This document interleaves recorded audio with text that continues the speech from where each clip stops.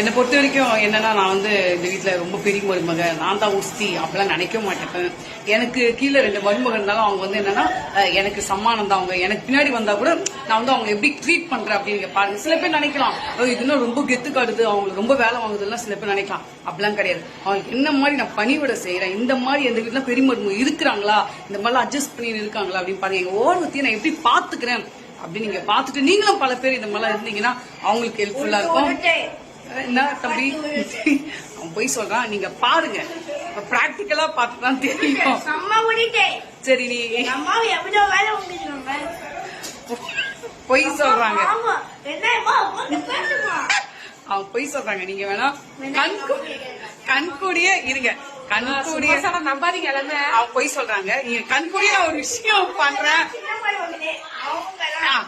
பெரியமா நல்லா தானே பாத்துக்குவேன். பாருங்க, அவங்க 2 பேரு டைனிங் டேபிள் உட்கார வச்சு இங்க பாருங்க, இவளுக்கு ஒரு காஃபி, இந்த பாருங்க டாடி காஃபி குடுதி, பாத்தீங்களா எப்படி கேர்ஃபுல்லா எங்க ஓரத்தை நான் பாத்துக்கிறேன் பாருங்க. இப்ப வந்து நான் வந்து நானா போட்டு காஃபி குடிச்சுப்பேன், அவங்களுக்கு போட்டு குடுத்துட்டு நான் குடிப்பேன். அது மாதிரிதான் நான்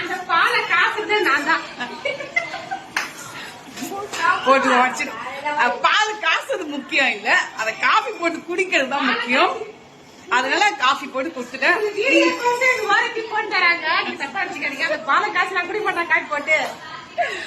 சும்மா ஃபன், நல்ல செல்ல பசங்க, நல்ல பசங்க. மடியில ஒன்னே ஓடி போயிடு. சரி, ஹாய் ஹாய் பாய் சொல்லுங்க, பாய் சொல்லுங்க. நீ கேர்ள் போ.